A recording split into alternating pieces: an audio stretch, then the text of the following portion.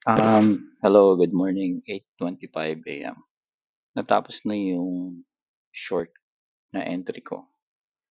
Na-hit ko yung TP.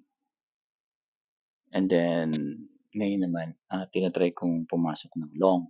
Ngayon ganito to.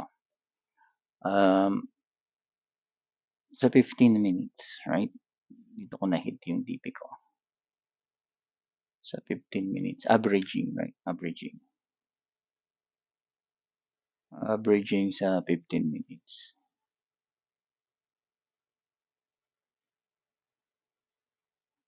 Yan. And average yung 15 minutes. So, dito ko na-hit yung TP ko. Um, ito yung tinrade ko, diba? Ito yung tinrade ko. So, yan yung tinrade ko. So, na-hit ko yung TP ko dito by measuring. Ito, mineasure ko to. Ito. Pinakamababa, pinakamataas. Then this one. And then ito, na-hit ko yung TP ko sa eksakto. 2.9809. Diyan ko na-hit yung TP ko.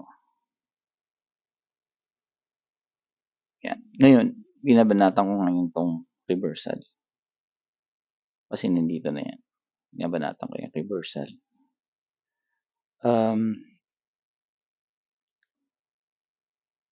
Ito yan.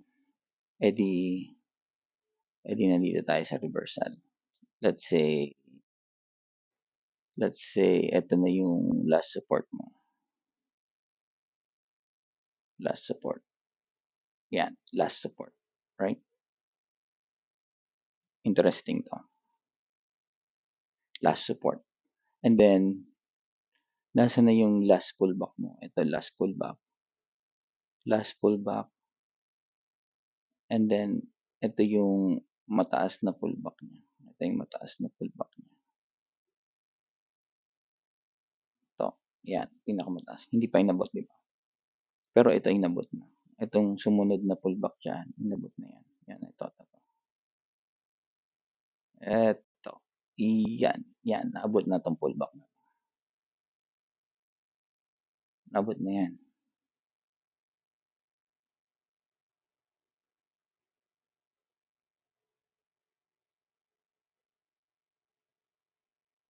Yan. So, ginamit ko yan. Yan ang ginamit ko. So, ang ginamit ko is yan. Ito. Yung pullback na yan. Itong mataas na to. Mataas na yan. And then, itong dalawang to. Yung dalawang high na yan. Diba? Kita? Ano, kita? Pero, mali yan. Mali ito. Tama ang idea, pero mali ang entry. Ang entry kasi kailangan dito. Kailangan dito. So, paano natin itatama yan? Ganito gawin natin.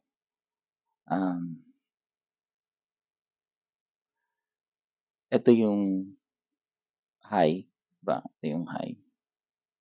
Ito yung middle 1. Ito yung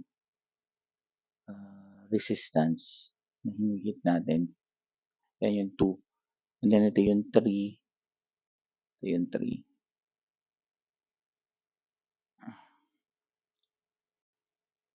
Ito yung 4. Okay, 4. Yung low. Yung 4. So, ang drawing natin is nahit niya yung resistance. Right there. So, dito na dapat yung buy sell natin. Buy long natin. Buy long. Pero nakita niya bumaba, di ba? Ang mali ko dyan, yan. Bakit ganyan? Ito pa yung, ito yung last na support. Last support mo. And then dito lang yung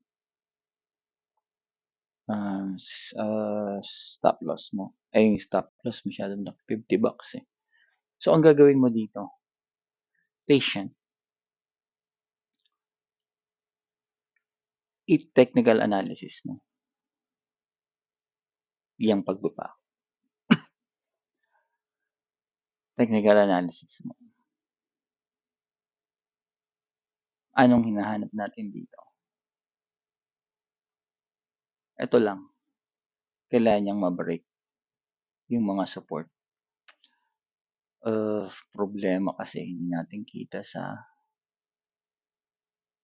dito, pero kita sa 5 seconds eh. Wala tayong 5 seconds, yun ang masama. Ito, sa 5 seconds, idea, yung idea sa 5 seconds. So, ito yung high natin, right? Ito yung low natin. Ito yung resistance na kailangan ma-break. Ayan, na-break, bumaksak, tumaas, bumaba, basta angat siya. Ito yung technical analysis. Ito yung kailangan natin ma-break. From here,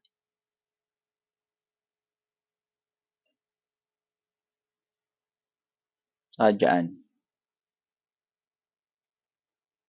sa 5 seconds, may kita yung mga resistance niya. Support niya. Ayan, support. Ito, support.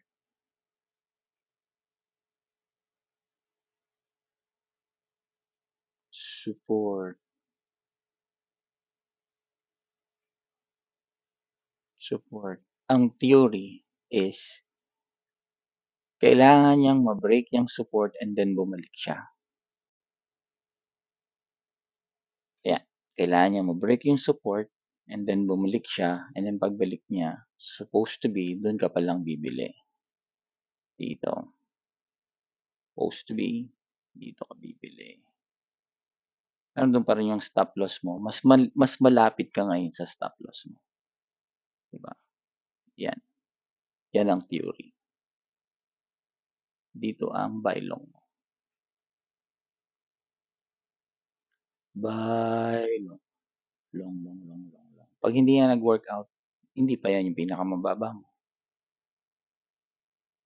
Next possible bullish. Yan. Pag hindi nag-workout yan, hindi pa yan yung pinakamababa mo. Ibig sabihin, bababa pa yan si market. So, sa 1 minute, ito yung itsura niya. 1 hour yan eh. 1 minute. Ito yung itsura niya. So, ang hinahanap natin,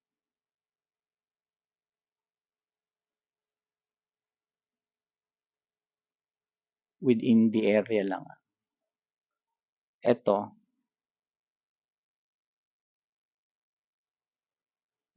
teka lang na stop loss ata ako eh.